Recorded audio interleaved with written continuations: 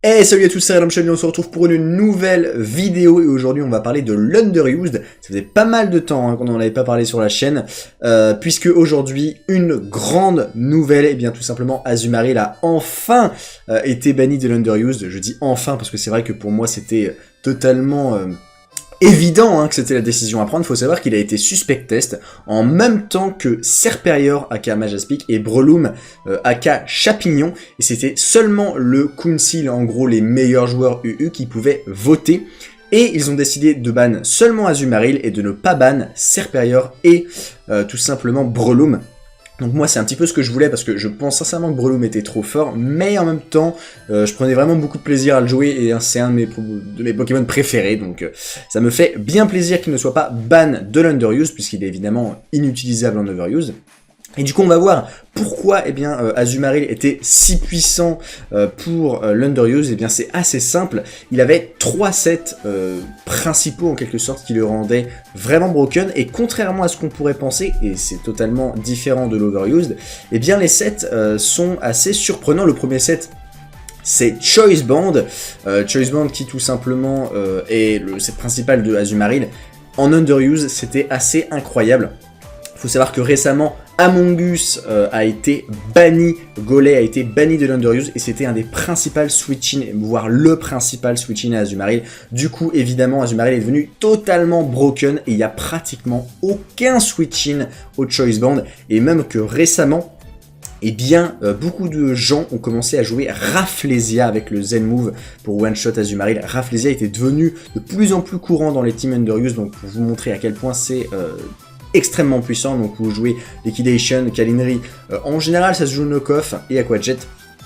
Ice Punch était justement pour les Amoonguss quand c'était joué, puisque quand vous faisiez une fois sabotage, derrière vous ne touchiez plus le Amoonguss. Donc c'était le set vraiment principal d'Azumarill. Ensuite on avait un set qui est pas si connu du grand public quand on pense à Azumarill. C'est tout simplement le Perish Trapper. Qu'est-ce que c'est que le Perish Trapper? C'est tout simplement un Pokémon qui va trapper l'adversaire et qui va le forcer à mourir avec Perish Song. Donc là vous faites Whirlpool sur un switch-in courant de Azumarill en quelque sorte, et qui gêne votre team. Vous faites Whirlpool, il est bloqué, derrière vous faites Perish Song, vous faites Protect, etc. Vous connaissez les bails, et comme Azumarill a tout simplement sa Psyper, et bien il pouvait check tranquillement et même très facilement Breloom. C'était un des Pokémon les plus chiants évidemment pour Breloom, mais pas que, notamment Serperior, puisque Serperior aussi spam les attaques plantes.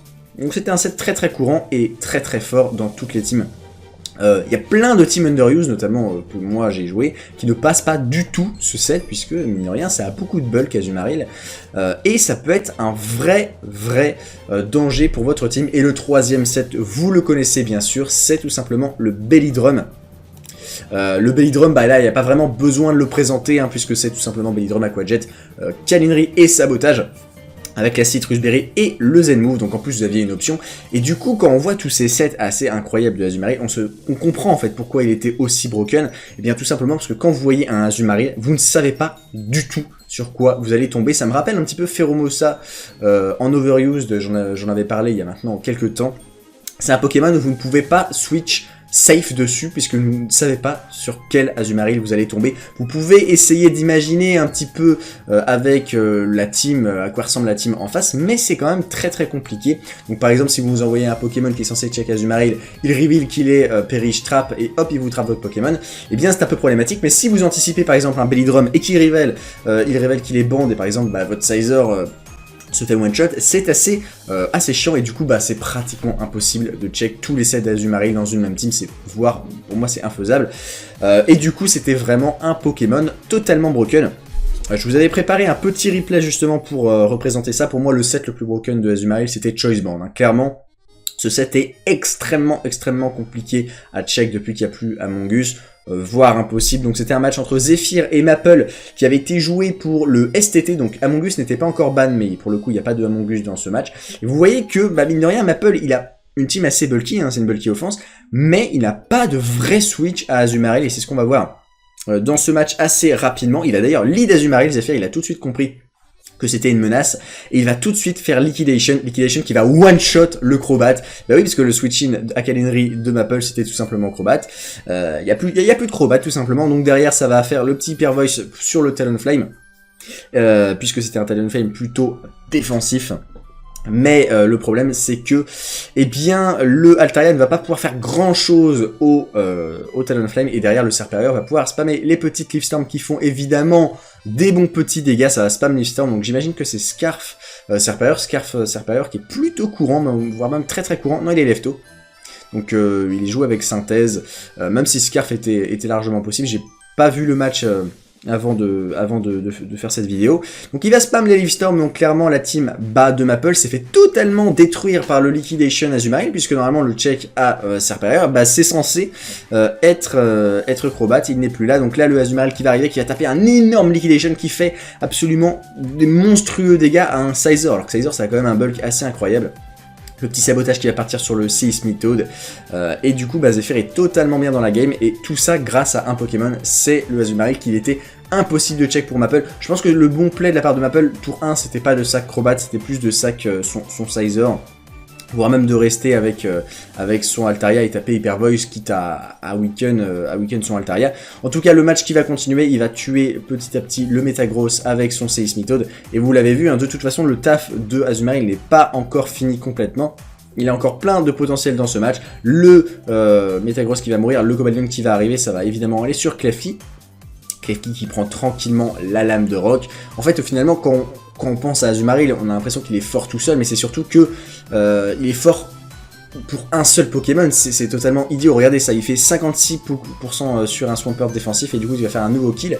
On peut avoir l'impression que dans ce match, Azumarill n'a pas fait un taf extraordinaire, il a tué que 2 Pokés, mais c'est absolument incroyable à quel point ça a totalement gâché et détruit tout le game plan de Maple, qui évidemment aurait bien eu besoin de son Ostenfer pour check le Klefki, pour check le Serperior, et évidemment de fil en aiguille, ça a totalement changé la game. Maple qui va évidemment RK le Manek avec son Cobalion, mais ça va être un petit peu trop tard. Le Klefki qui va pouvoir terminer avec Kalindri. Donc voilà pour ce petit match qui est assez sympa pour montrer la puissance du Azumarill Band, mais évidemment je pourrais vous sortir des replays où Azumarill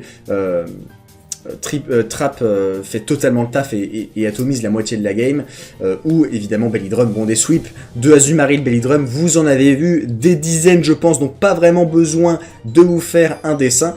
En tout cas voilà, ça me fait vraiment plaisir pour l'Underuse que Azumarill soit ban. Évidemment qu'il reste encore Serperior et Breloom qui sont de très très bons Pokémon. Serperior il était très loin d'être ban mine de rien, il n'y avait pas vraiment de suspense, mais Breloom c'était un petit peu 50-50. En tout cas voilà pour cette vidéo, donc n'hésitez pas à aller spam l'Underuse maintenant qu'il n'y a plus Azumarill, je pense que ça va être un petit peu plus sympa. Je vous dis à la prochaine, n'hésitez pas à laisser un pouce bleu hein, évidemment si vous avez kiffé cette petite vidéo vraiment très courte hein, où je voulais vous parler d'Azumarill et de l'Underuse, ça faisait un petit bout de temps. Je vous dis bisous à tous. On se retrouve pour un prochain live ou une prochaine vidéo. Bisous à tous, salut.